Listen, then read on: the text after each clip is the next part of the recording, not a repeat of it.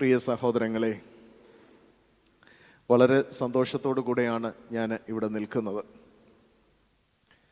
പരിശുദ്ധ പരിമല തിരുമേനിയുടെ പാദസ്പർശങ്ങളാൽ പവിത്രമായ ഈ പരിശുദ്ധ ദേവാലയത്തിൽ നിന്നുകൊണ്ട് അല്പസമയം ദൈവവചനം പറയുവാൻ ലഭിക്കുന്നത് ഏറ്റവും ശ്രേഷ്ഠവും അനുഗ്രഹവുമായ ഒന്നായിട്ടാണ് കരുതുന്നത്.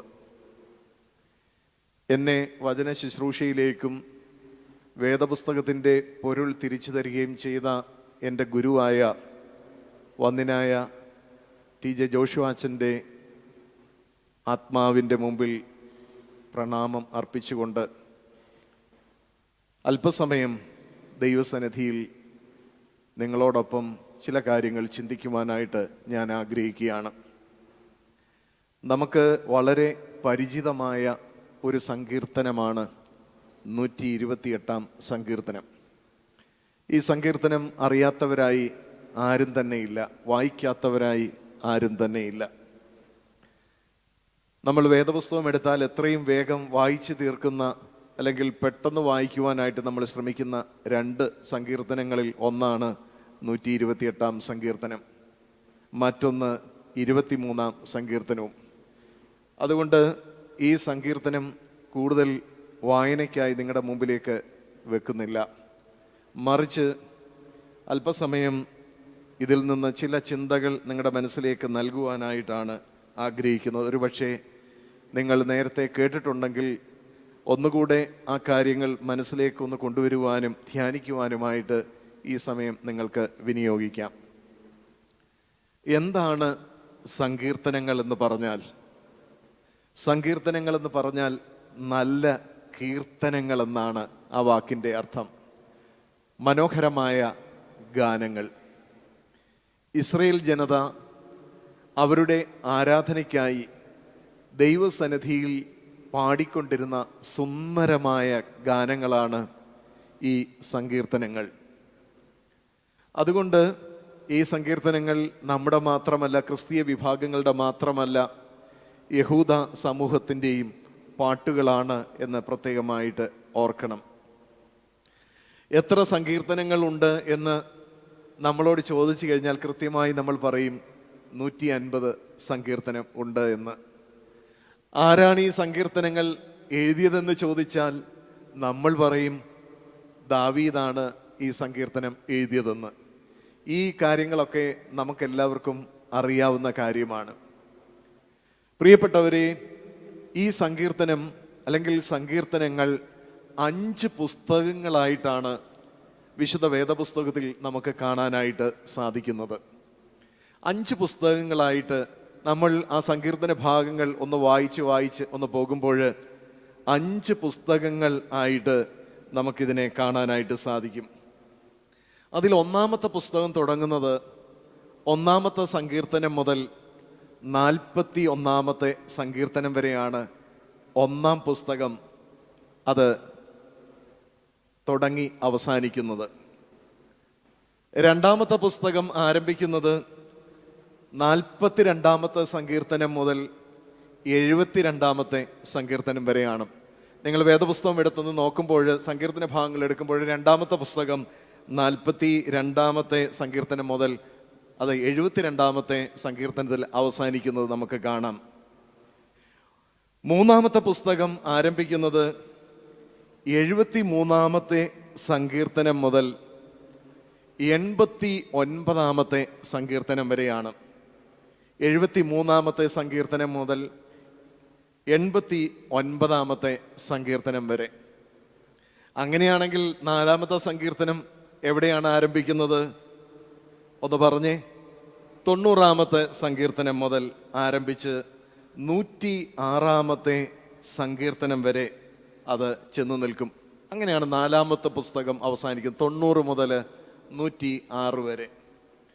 വീണ്ടും പ്രിയപ്പെട്ട സഹോദരങ്ങളെ, 107 മുതൽ 150-ാമത്തെ സങ്കീർത്തനം വരെ 5-ാമത്തെ സങ്കീർത്തന പുസ്തകവും അവസാനിക്കും.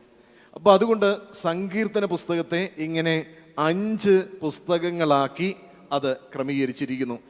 നിങ്ങളിൽ പല ആൾക്കാരും ഒരു പക്ഷേ വായിക്കുമ്പോൾ വായിച്ച് പോകുന്നതല്ലാതെ ഈ വേദഭാഗത്തെക്കുറിച്ച് പലപ്പോഴും പഠിക്കുവാനായിട്ട് നമ്മൾ ശ്രമിക്കാറില്ല. അതുകൊണ്ടാണ് സങ്കീർത്തനം 150 ഉണ്ടെങ്കിലും അത് 5 പുസ്തകങ്ങളായിട്ടാണ് ക്രമീകരിച്ചിരിക്കുന്നതെന്ന് ഞാൻ നിങ്ങളെ ഓർപ്പിച്ചത്.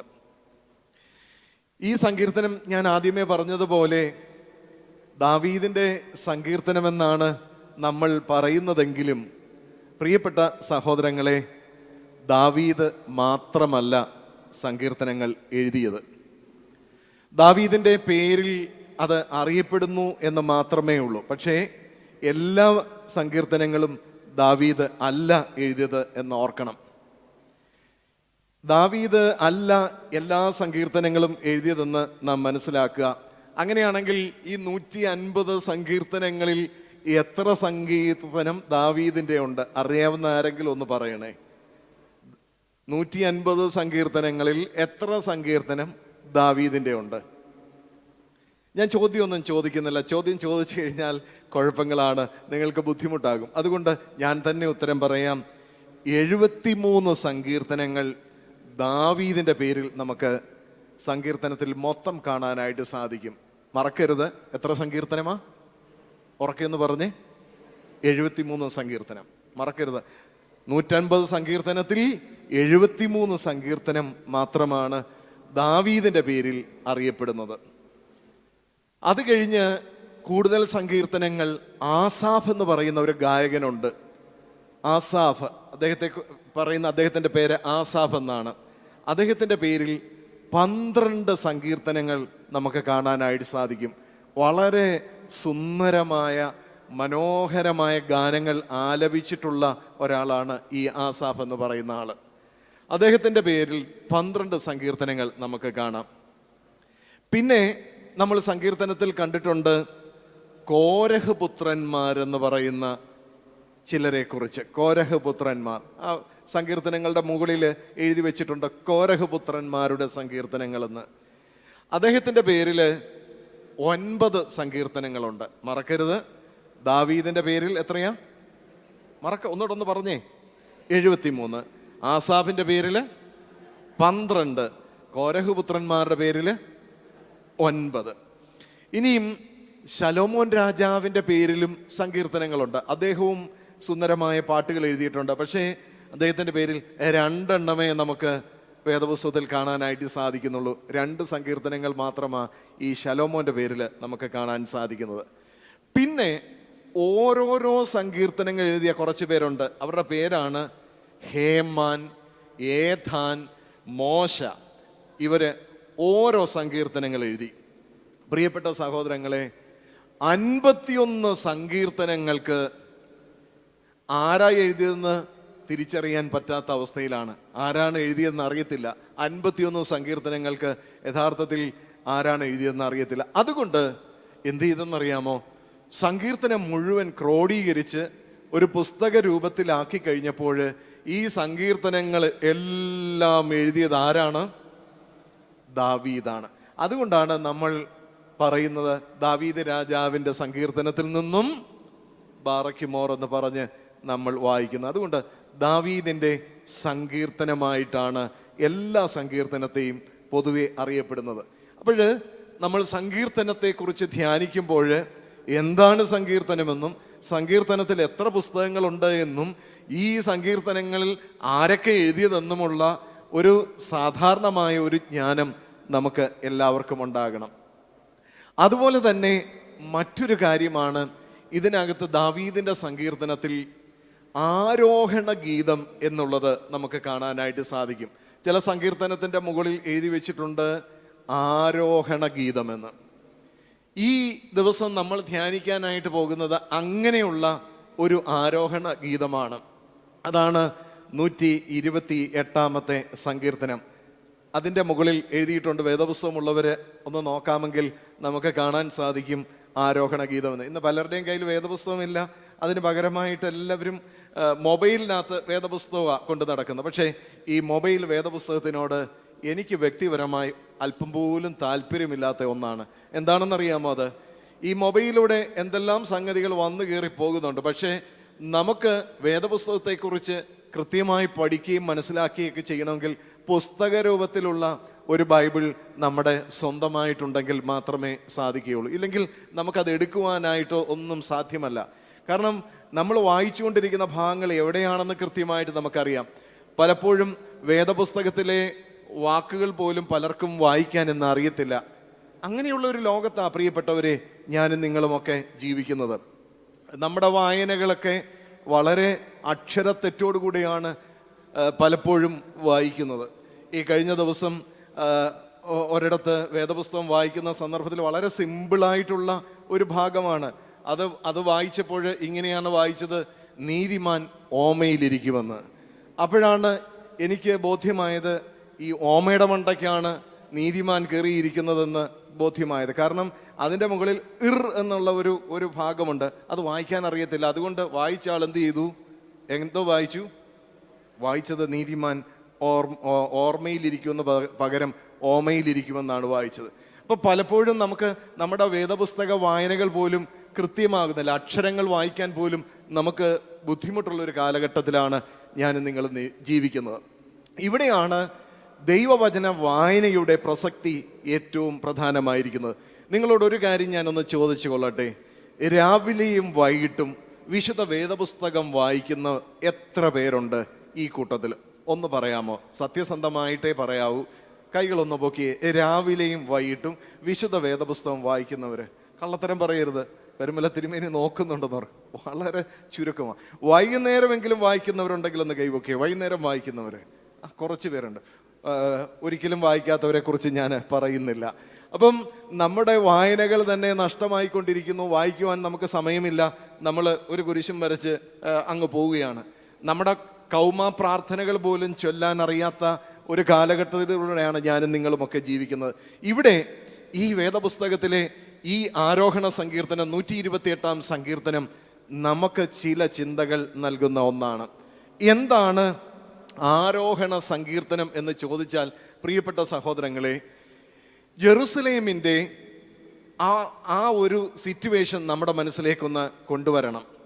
അതായത് ജെറുസലേം മലകളാൽ ചുറ്റപ്പെട്ട് കിടക്കുന്ന ഒന്നാണ്. പാലസ്തീന ദേശം, മലകൾ, കിഴക്ക് മല, പടിഞ്ഞാറ് മല, തെക്ക് മല, കിഴക്ക്, പടിഞ്ഞാറ്, തെക്ക്, വടക്ക്, എല്ലായിടത്തും മലകളാണ്. ഇങ്ങനെ വലിയ വലിയ മലകളാണ്.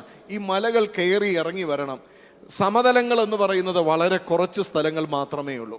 അപ്പോൾ അതുകൊണ്ട് ഒരു സ്ഥലത്തു നിന്ന് മറ്റൊരു സ്ഥലത്തേക്ക് പോകണമെന്നുണ്ടെങ്കിൽ വളരെ ബുദ്ധിമുട്ടുള്ളൊരു കാര്യമാണ്. ഇവിടെ നിന്ന് ഞാൻ ഉദാഹരണമായിട്ട് പരുമല പള്ളിയിൽ നിന്ന് നേരെ അങ്ങ് മാവേലിക്കര വരെ പോകണമെന്നുണ്ടെങ്കിൽ ഇവിടുന്ന് ഇങ്ങനെ ചുറ്റി തിരുവല്ലായി കൂടെ കറങ്ങി അങ്ങ് ആലപ്പുഴ കൂടെ കറങ്ങി മാത്രമേ നമുക്ക് മാവേലിക്കര എത്താൻ പറ്റൂ. അതാണ് സമതലമായിട്ടുള്ള പ്രദേശത്തോടുള്ള വഴി. എന്നാൽ അതേസമയം ഈ മല കയറുകയാണെങ്കിൽ, ഈ മല കയറി അങ്ങ് ഇറങ്ങുകയാണെങ്കിൽ ഈസി ആയിട്ട് വളരെ എളുപ്പം നമുക്ക് മാവേലിക്കര എത്താം. അപ്പം ഞാൻ നിങ്ങളുടെ മനസ്സിൽ ആ ഒരു ചിന്ത കൊണ്ടുവന്നു. പക്ഷേ ഈ മലകയറ്റം ഇച്ചിരി പ്രയാസമാണ്, വളരെ ബുദ്ധിമുട്ടുള്ളതാണ് ഈ മല കയറുക എന്ന് പറയുന്നത്. ഒറ്റയ്ക്ക് ഒരാൾക്ക് കയറാൻ പറ്റുകയില്ല. കാരണം ഈ മലകളിലൊക്കെ ദുർഘടമായ യാത്രയാണ് അതുവഴി മല കയറുക എന്ന് പറയുന്നത്. അവിടെ ഇവിടെയൊക്കെയായി ഉപദ്രവിക്കുന്ന ജീവികളുണ്ട്, അതുപോലെ തന്നെ കള്ളന്മാരുടെ ഗുഹകളുണ്ട്. അപ്പോൾ ഒറ്റയ്ക്ക് പോകുവാനായിട്ട് വളരെ പ്രയാസമാണ്. അപ്പോൾ അതുകൊണ്ട് ഇവരെന്ത് ചെയ്യുമെന്നറിയാമോ? ഒരു ഗ്രൂപ്പായിട്ടാണ് ഈ മല കയറി അപ്പുറത്തെത്തുന്നത്. ഈ മലയുടെ അപ്പുറത്താണ്, പ്രിയപ്പെട്ട സഹോദരങ്ങളെ, അവർ ആരാധിക്കുവാനായിട്ട് പോകുന്ന ദേവാലയം. പലപ്പോഴും ഈ ദേവാലയത്തിലേക്ക് പോകുവാനായി ഒരു ഗ്രൂപ്പായിട്ടാണ് അവർ പോകുന്നത്. അങ്ങനെ ഗ്രൂപ്പായിട്ട് പോകുമ്പോൾ കാല് വയ്യാത്തവർ കാണും, എല്ലിന് തേയ്മാനം സംഭവിച്ചവർ കാണും, കൈവക്കാൻ കഴിയാത്തവർ കാണും, പ്രായമുള്ളവരുണ്ട്. ഇവരെല്ലാവരും ഗ്രൂപ്പായിട്ട് പോകുമ്പോൾ ഈ യാത്ര അവർക്ക് ഏറ്റവും എളുപ്പമായി തീരുന്നതിന് യാത്രയുടെ ലീഡർ ചില കാര്യങ്ങൾ പറയും. ഇപ്പം 128 സങ്കീർത്തനത്തിൽ ഇത് മാത്രമാണ് പറയുന്നത്. ആരാണ്? അതിൻ്റെ 1-ാമത്തെ വാക്യത്തിൽ നമുക്ക് കാണാം, യഹോവയെ ഭയപ്പെട്ട് അവൻ്റെ വഴികളിൽ നടക്കുന്ന ഏവനും ഭാഗ്യവാൻ എന്നുള്ള ഒരു ചിന്തയാണ് അവിടെ കൊടുക്കുന്നത്. ഭാഗ്യവാനായ മനുഷ്യൻ ആരാണ് എന്നുള്ളതിന് അവിടെ കൊടുക്കുന്ന ഒരു തീമാണ്, അതിൻ്റെ ലീഡർ കൊടുക്കുന്ന ഒരു തീമാണ് യഹോവയെ ഭയപ്പെട്ട് അവൻ്റെ വഴികളിൽ നടക്കണം എന്നുള്ളത്. അപ്പോഴവരുടെ മനസ്സിൽ ചിന്ത വരും, യഹോവ ആരാണ്, യഹോവ എങ്ങനെയാണ് ഭയപ്പെടേണ്ടുന്നത്, അവൻ്റെ വഴികളിൽ എങ്ങനെയാണ് നടക്കേണ്ടുന്നത്. ഇതവരങ്ങോട്ട് ചിന്തിച്ച് പോകുമ്പോൾ ഈ നടത്ത അല്ലെങ്കിൽ കയറ്റം അവർക്ക് വളരെ ഈസി ആയിട്ട് തോന്നും. നമ്മുടെ നാട്ടിലൊക്കെ നിങ്ങൾ ശ്രദ്ധിച്ചിട്ടുണ്ടോ, ഈ തടികളൊക്കെ ഉണ്ട്, വലിയ തടികൾ. ഇപ്പോഴാണ് ക്രെയിനൊക്കെ വന്നിട്ടുള്ളത് തടി പൊക്കിയെടുക്കാനായിട്ട്. എന്നാൽ വലിയ വലിപ്പമുള്ള തടികളൊക്കെ കുറേ നാളുകൾക്ക് മുമ്പ് 4, 5, 6 പേര് ചേർന്ന് ഈ ലോറിയിലേക്ക് കയറ്റുമ്പോൾ അവർ ആ തടി ഉരുട്ടിക്കൊണ്ടുവന്ന് അവിടെ വെച്ച് ഒരു ഉത്തോലകം പോലെയുള്ള 2-3 തടി കഷ്ണങ്ങളൊക്കെ വെച്ചേച്ച് ഈ മരത്തേൽ എല്ലാവരും കൂടെ ചേർന്ന് അങ്ങോട്ട് തെള്ളാനായിട്ട് തുടങ്ങുമ്പോഴൊരു പാട്ട് പാടും. ആ പാട്ടറിയാമോ? ഏലേല ഐലസ. അവരങ്ങോട്ട് പാടുന്ന പാട്ട് വളരെ സുന്ദരമാണ്. നമ്മളങ്ങോട്ട് കിട്ടും, നമ്മളും കൂടെ നിന്നോണ്ട് പാടും ഏലേല ഐലസ. ഇതങ്ങോട്ട് പാടുമ്പോഴത്തേന് പാടി അങ്ങോട്ട് ഈ മരം അങ്ങോട്ട് തെള്ളുമ്പോഴത്തേന് ഈ ഭയങ്കര ഭാരമുള്ള ടൺ കണക്കിന് ഭാരമുള്ള ഈ മരം ഈസി ആയിട്ട് ലോറിയിൽ കയറുന്നത് നമുക്ക് കാണാനായിട്ട് സാധിക്കും. ഈ ഒരു ടെക്നിക്കാണ് പ്രിയപ്പെട്ട സഹോദരങ്ങളെ ഇവിടെ ഈ ആരോഹണ ഗീതത്തിലും ഉപയോഗിക്കുന്നത്. ലീഡർ പറയുകയാണ്, ആരാണ് നല്ല മനുഷ്യൻ അല്ലെങ്കിൽ ദൈവഭക്തനായ മനുഷ്യൻ ഭാഗ്യവാൻ എന്നുള്ളതിന് അദ്ദേഹം ഒരു ചോദ്യം കൊടുക്കുകയാണ്. യഹോവയെ ഭയപ്പെട്ട് അവൻ്റെ വഴികളിൽ നടക്കുന്ന ഏവനും ഭാഗ്യവാൻ എന്ന് പറയും. അപ്പൊ അവരുടെ മനസ്സിലേക്ക് ചിന്ത വരും, യഹോവയെ ഭയപ്പെടണം. എങ്ങനെ? ആരാണ് യഹോവ?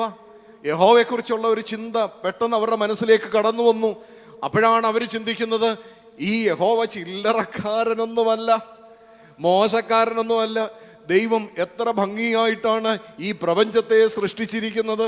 എന്തെല്ലാം ജീവികളാണ് ദൈവം തമ്പുരാൻ സൃഷ്ടിച്ചിരിക്കുന്നത്. ആകാശത്ത് എത്ര കോടി നക്ഷത്രങ്ങളാണ് ദൈവം സൃഷ്ടിച്ചിരിക്കുന്നത്.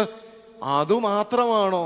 ഒന്ന് ചിന്തിക്കാൻ തുടങ്ങുമ്പം ഓരോ മനുഷ്യനെയും ദൈവം എത്ര വ്യത്യസ്തമായിട്ടാണ് നിർമ്മിച്ചിരിക്കുന്നത്, ഈ ലോകത്തേക്ക് കടന്നു വന്നിരിക്കുന്നത്. ഞാൻ ഈ അടുത്ത സമയത്ത് ഒരു പുസ്തകം വായിക്കുവാനായിട്ട് ഇടയായപ്പോൾ അതിനകത്ത് എഴുതിയിരിക്കുകയാണ്, നമ്മുടെ മൂക്ക് പോലൊരു മൂക്ക് ഈ ലോകത്ത് വേറൊരു മനുഷ്യനും ഇല്ലെന്ന്. അതാണ് അപ്പോഴാണ് പണ്ട് ഞാൻ വേറെ ചില കാര്യങ്ങൾ വായിച്ചിട്ടുണ്ട്, പക്ഷേ ഇപ്പോൾ ഒരു ശാസ്ത്ര ലേഖനത്തിൽ എഴുതിയിരിക്കുകയാണ്, എൻ്റെ മൂക്ക് പോലൊരു മൂക്ക് ഈ ലോകത്ത് വേറൊരു മനുഷ്യനുമില്ല. ചേടാ, അപ്പൊ ഈ ദൈവം എന്തൊരു സാധനമാ! ഒന്ന് ചിന്തിച്ചു നോക്കി, എത്ര ഭയങ്കര. നേരത്തെ ഞാൻ മനസ്സിലാക്കിയിരിക്കുന്നു, എൻ്റെ കൈയുടെ വിരലിലെ അല്ലെങ്കിൽ എൻ്റെ 2 കൈയിലെ വിരലിലെ അടയാളങ്ങൾ പോലെ ലോകത്തൊരാൾക്കും ഇല്ലെന്ന് ഞാൻ നേരത്തെ മനസ്സിലാക്കിയതാ. പക്ഷേ ഇപ്പോഴ് ശാസ്ത്രം വീണ്ടും പറയുകയാണ്, എൻ്റെ മൂക്കിൻ്റെ അളവ് പോലെ ഒരു മൂക്ക് വേറെ ആർക്കുമില്ല. നമ്മൾ പറയും മൂക്കിന് ഇങ്ങനുണ്ട്, അതുണ്ട്, കിഴുത്തയുണ്ട്, പൊങ്ങിയിരിക്കുന്നു എന്നൊക്കെ പറയും. അതാണ്ട് അമ്മയുടെ മൂക്ക് പോലെ തന്നെയാണ് അവൻ്റെ മൂക്ക് എന്നൊക്കെ നമ്മൾ പറയും. പക്ഷേ സത്യം പറഞ്ഞാൽ അങ്ങനെ അല്ലെന്നാ പറയുന്നത്. നമ്മുടെ മൂക്ക് പോലൊരു മൂക്ക് ഈ ലോകത്തൊരാൾക്കുമില്ല. അത് ചൈനയിൽ ചെന്നാലും ആഫ്രിക്കയിൽ ചെന്നാലും ഇസ്രയേലിൽ ചെന്നാലും ഇന്ത്യയിൽ വന്നാലും ജിജു ജോണച്ചൻ്റെ മൂക്ക് ജിജു ജോണച്ചന് മാത്രമേ ഉള്ളൂ. അപ്പോൾ ഈ ദൈവം എത്ര ഭയങ്കരനാ! പണ്ട് ഞാൻ പഠിച്ചിട്ടുള്ളത്, എനിക്കൊരു സ്മെല്ലുണ്ട്, എൻ്റെ ശരീരത്തിലൊരു സ്മെല്ലുണ്ട്, ഇത് വേറെ ആർക്കുമില്ല എന്ന് ഞാൻ മനസ്സിലാക്കിയതാ. പക്ഷെ ഞാൻ കുറെ കൂടെ ചിന്തിച്ചപ്പോൾ മനസ്സിലായി, ഈ ലോകത്ത് എൻ്റെ സ്മെല്ല് പോലെ എന്നിൽ നിന്ന് വരുന്ന മണം, ആ മണം പോലെ ഈ ലോകത്ത് വേറൊരു മനുഷ്യനും മണമില്ല. അപ്പോഴാണ് മനസ്സിലായത്, ഞാനൊരു കുറ്റം ചെയ്തേച്ച് ഇവിടെ ഒന്ന് പോയി കഴിഞ്ഞാലും ഒരു അൽസേഷൻ വന്ന് മണപ്പിച്ചിട്ട് ഇതുവഴിയൊക്കെ പോകും, നിങ്ങളുടെ ഇടയിലൂടെയൊക്കെ കറങ്ങിയൊക്കെ പോയാലും എൻ്റെ അടുക്കൽ വരുമ്പോഴേ അത് കുരയ്ക്കത്തുള്ളൂ. കാരണം എൻ്റെ സ്മെല്ല് പോലെ ഈ ലോകത്ത് വേറൊരാൾക്കും ഒരു സ്മെല്ലില്ല. എൻ്റെ കണ്ണ് പോലെ ഈ ലോകത്ത് വേറൊരാൾക്കും ഒരു കണ്ണില്ല. ഇനിയും പറയട്ടെ പ്രിയപ്പെട്ടവരെ, എൻ്റെ മുടി പോലൊരു മുടി ഈ ലോകത്ത് വേറൊരാൾക്കുമില്ല. എൻ്റെ മുടി ചുരുണ്ടതാണെന്ന് ഞാൻ പറയും, നിങ്ങളും പറയും എൻ്റെ മുടി ചുരുണ്ടതാണ്. പക്ഷേ ആ ചുരുളിനുണ്ടല്ലോ, അതിൻ്റെ നീളത്തിനും വീതിക്കും അതിൻ്റെ ക്രമീകരണത്തിനും പോലും വ്യത്യാസമുണ്ട്. അപ്പോൾ ഈ ദൈവം ഭയങ്കരനല്ലേ? അത് എല്ലാവരും ചിന്തിക്കാനായിട്ട്, എന്തൊരു സാധനമായി ഈ ദൈവം, എന്തൊരു വലിയ ആളാണ് ഈ ദൈവം. അപ്പോൾ ഇവരങ്ങോട്ട് ചിന്തിക്കാനായി തുടങ്ങി, യഹോവയെ ഭയപ്പെടണം. അപ്പോൾ അവരുടെ നടത്ത പതുക്കെ പതുക്കെ അങ്ങോട്ട് കയറി. എന്നെ കേൾക്കുന്ന പ്രിയപ്പെട്ട സഹോദരങ്ങളെ, അവരുടെ ഈ യാത്ര മലകയറ്റം വളരെ ഈസി ആയിട്ട് മാറി. നിങ്ങൾക്കറിയാമോ, കുറച്ച് വർഷങ്ങൾക്ക് മുമ്പ് നമ്മുടെ നാട്ടിൽ സുനാമി എന്ന് പറഞ്ഞൊരു സാധനമുണ്ടായി. ഞാനും ഈ ശൂരനാട് പോരുവഴി പ്രദേശത്തുള്ള അവിടുന്ന് കുറച്ച് ഒരു 10-12 കിലോമീറ്ററോടെ പോകുമ്പോൾ അങ്ങ് കരുനാഗപ്പള്ളി ഏരിയയിലെത്തും. അപ്പോഴവിടെ ഒരു സ്ഥലത്ത് ഈ സുനാമി വന്നു കഴിഞ്ഞപ്പോൾ ഞാൻ നടന്ന സംഭവമാണ്. ഒരു വീട്ടിൽ ഒരു മനുഷ്യന് അയാളുടെ ഒരു കാല് തളർന്നു പോയി കിടക്കുകയായിരുന്നു. ഒരു മീൻപിടുത്തക്കാരന്. അയാൾക്ക് അതുകൊണ്ട് മീൻ പിടിക്കാനൊന്നും പോകാനൊന്നും പറ്റില്ല. ആരുടെയെങ്കിലും സഹായം ഉണ്ടെങ്കിൽ മാത്രമേ കട്ടിൽ നിന്ന് എഴുന്നേറ്റ് നടക്കാനായിട്ട് പറ്റുകയുള്ളൂ. അപ്പോൾ ഈ സുനാമി ഇങ്ങോട്ട് അടിച്ചു വന്നു, തെങ്ങുകളെല്ലാം മറിഞ്ഞു വീണു. അയാൾ അവിടെ നിന്ന് നോക്കുമ്പോൾ കടലിങ്ങ് കയറി വരുന്നു, ആൾക്കാരെല്ലാം അവിടെ നിന്ന് പൊയ്ക്കൊണ്ടേയിരിക്കുന്നു. പക്ഷെ പ്രിയപ്പെട്ട സഹോദരങ്ങളെ, ഈ മനുഷ്യൻ എന്ത് ചെയ്തെന്നറിയാമോ? ഈ പാരലൈസിസ് ആയ, ഒരു സൈഡ് പാരലൈസിസ് ആയ മനുഷ്യൻ ആ കിടന്ന, അദ്ദേഹം ഒരു പത്തായത്തിന്റെ പുറത്താണ് കിടന്നതെന്നാ പറയുന്നത്. പത്തായത്തിന്റെ പുറത്ത് പാവിരിച്ചാ കിടന്നിരുന്നെന്നാ പറഞ്ഞത്. എല്ലാവരും കൊണ്ടുവന്ന് അദ്ദേഹത്തിന് എന്തെങ്കിലും ഭക്ഷണമൊക്കെ കൊടുക്കും. ഇത് കണ്ടോണ്ട് അങ്ങേരെ അവിടുന്ന് എഴുന്നേറ്റ ഒറ്റ ഓട്ടം ഓടിയെന്നാ പറയുന്നത്. 1 കിലോമീറ്റർ അപ്പുറത്ത് മാറി എല്ലാവരും നിൽക്കുമ്പോഴുണ്ട് ഈ പുള്ളി അവിടെ പോയി നിൽക്കുന്നു. അപ്പോഴാണ് പുള്ളി ഓർത്തത്, എൻ്റെ ഒരു സൈഡ് പാരലൈസിസ് ആയി പോയതാണല്ലോ, ഇതെന്ത് സംഭവിച്ചു? പ്രിയപ്പെട്ട സഹോദരങ്ങളെ, നമ്മൾ ഓർത്തു നോക്കണം, നമ്മളെയൊക്കെ എങ്ങനെയാ നിയന്ത്രിക്കേണ്ടത്, രക്ഷപ്പെടുത്തേണ്ടുന്നത്, നമ്മൾ എന്തായി തീരണം എന്നൊക്കെ കൃത്യമായിട്ട് ദൈവത്തിന് ഒരു നിശ്ചയമുണ്ട്. ആ ക്രിസ്തുവിൽ വിശ്വാസമുള്ളവർ ഒന്ന് കൈകൾ ഉയർത്തിയേ. ഞാൻ ആ ക്രിസ്തുവിൽ വിശ്വസിക്കുന്നു എന്നുള്ളവരൊന്ന് കൈകൾ ഉയർത്തിയേ. നന്നായിട്ടൊന്ന് കൈ ഉയർത്തിയേ. കൈ ഉയർത്തുന്ന മടിയൊന്നും വിചാരിക്കണ്ട പ്രിയപ്പെട്ടവരെ. ഞാൻ ഈ കൈ ഉയർത്താൻ പറഞ്ഞ എന്താണെന്നറിയാമോ? അവിടെ ഇരുന്ന് ഒരച്ചാൻ ഇടയ്ക്ക് ജിജു ജോണച്ച ഇങ്ങോട്ടൊന്ന് വന്നേന്ന് വിളിച്ചു. അവിടെ നിന്ന് ഒരങ്കിൾ എന്നെ വിളിച്ചു കഴിഞ്ഞു. 1ാമത്തെ വിളിയായി. ഞാൻ ഇനി അങ്ങോട്ട് നോക്കുമ്പോൾ വേറെ ആൻറ്റിമാരും എല്ലാവരും ജിജു ജോണച്ച ഇങ്ങോട്ടൊന്ന് വന്നേന്ന് വിളിച്ചാൽ എനിക്ക് ബുദ്ധിമുട്ടാണ്. ഇത് തീരാതെ 12 മണിയാകാതെ എനിക്ക് വരാനായിട്ട് സാധിക്കില്ല. അപ്പോൾ ഒന്ന് ലൈവായി പ്രിയപ്പെട്ടവരെ, ദൈവം ഭയങ്കരനാണ്. അപ്പം ഭയങ്കരനായ ദൈവം, ആ ദൈവത്തെക്കുറിച്ച്, അവനെ ഭയപ്പെട്ട് അവൻ്റെ വഴികളിൽ നടക്കുന്ന ഏവനും ഭാഗ്യവാനെന്നാണ് പറഞ്ഞത്. അവരുടെ നടത്താൻ കുറെ കൂടെ മുൻപോട്ടായി. വീണ്ടും പ്രിയപ്പെട്ടവരെ, അങ്ങോട്ട് കഴിഞ്ഞപ്പോൾ നിന്റെ കൈകളുടെ അധ്വാന ഫലം നീ ഭക്ഷിക്കും, അത് കഴിഞ്ഞ് നീ ഭാഗ്യവാൻ. അത് അവരങ്ങോട്ട് ചിന്തിക്കാൻ തുടങ്ങി. എൻ്റെ കയ്യിരിപ്പൊക്കെ എങ്ങനെയുണ്ട് എന്നൊക്കെ അവർ ചിന്തിച്ചു. അപ്പോഴാ ചിലരൊക്കെ വിചാരിച്ചത് എൻ്റെ കയ്യിലിരിപ്പൊന്നും അത്ര ശരിയല്ല. ചിലർ പറഞ്ഞു എൻ്റെ കയ്യിലിരിപ്പ് വളരെ നല്ലതാ, കൈയുടെ അധ്വാന ഫലം. അത് പിന്നെ നടത്ത എങ്ങോട്ടായി. അതൊക്കെ കഴിഞ്ഞ് കുറച്ചുകൂടെ മേളിൽ ചെന്നപ്പോൾ വീണ്ടും ഈ ലീഡർ പറയുക, നിന്റെ ഭാര്യ വീട്ടിനകത്ത് ഫലപ്രദമായ മുന്തിരിവള്ളി. പ്രിയപ്പെട്ട സഹോദരങ്ങളെ, അപ്പോഴവരുടെ മലകയറ്റം ഏതാണ്ട് പകുതിയായി. അപ്പോൾ ഓരോരുത്തരും അവരവരുടെ ഭാര്യമാരെ കുറിച്ച് ചിന്തിക്കാനായിട്ട് തുടങ്ങി. എൻ്റെ ഭാര്യ വീട്ടിനകത്ത് ഫലപ്രദമായ മുന്തിരിവള്ളിയാണോ? ചിലർക്ക് ആകെപ്പാടെ ദുഃഖമായി. എൻ്റെ ഭാര്യ വീട്ടിനകത്ത് ഒരു ഫലപ്രദമായ മുന്തിരിവള്ളിയൊന്നും അല്ല. മിക്കവാറും എൻ്റെ ഭാര്യയുടെ അവസ്ഥ അങ്ങനെയൊക്കെയാണ്. ചില ആൾക്കാർക്ക് വളരെ സന്തോഷമായി, എൻ്റെ ഭാര്യ വളരെ നല്ല ഭാര്യ, എല്ലാ കാര്യങ്ങളും കൃത്യമായിട്ട് ചെയ്യും. വേറെ ചില ആൾക്കാർ ദുഃഖത്തോട് പറഞ്ഞു, എൻ്റെ മുന്തിരിവള്ളിയൊന്നും അല്ല, മിക്കവാറും ചോറുതണമാണെന്ന് അവർ പറയാനായിട്ട് തുടങ്ങി. അങ്ങനെ അവർ പല ആൾക്കാർക്കും ബുദ്ധിമുട്ടായി. പക്ഷേ ഇത് പറയുന്നതിനിടയിൽ തന്നെ അവരുടെ നടത്ത മുൻപോട്ടെടുത്തി. വീണ്ടും ആ ലീഡർ ഉറക്കെ പറയാണ്, നിന്റെ ഭാര്യ വീട്ടിനകത്ത് ഫലപ്രദമായ മുന്തിരിവള്ളി പോലെയും, പിന്നെ പറയുന്നു, നിന്റെ മക്കൾ മേശയ്ക്ക് ചുറ്റും ഒലിവ് തൈകൾ പോലെയും. അപ്പോഴവരുടെ യാത്ര ഏതാണ്ട് മേളിലെത്താറായി. അവിടെ അവരൊന്ന് റെസ്റ്റ് ചെയ്തു.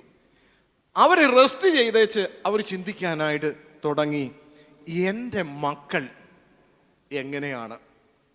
മേശയ്ക്ക് ചുറ്റും ഒലിവ് തൈകൾ പോലെ എന്ന് പറഞ്ഞ എൻ്റെ മക്കൾ എങ്ങനെയാണ്? പ്രിയപ്പെട്ട സഹോദരങ്ങളെ, ഈ ദിവസം ഞാൻ ഈ മക്കളെക്കുറിച്ച് 5 കാര്യങ്ങൾ പറഞ്ഞുകൊണ്ട് എൻ്റെ വാക്കുകൾ അവസാനിപ്പിക്കുവാനായിട്ട് ആഗ്രഹിക്കുകയാണ്.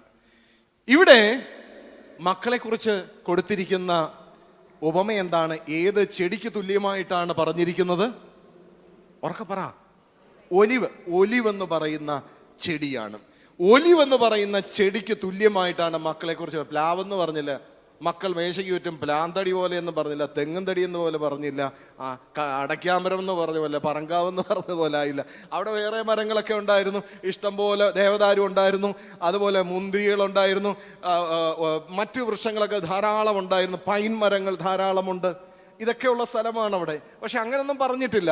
അവർ പറഞ്ഞത്, ആ ലീഡർ പറഞ്ഞത്, നിന്റെ മക്കൾ മേശയ്ക്ക് ചുറ്റും, ഉറക്കെ പറഞ്ഞാട്ടെ, ഒലിവ് തൈകൾ പോലെ.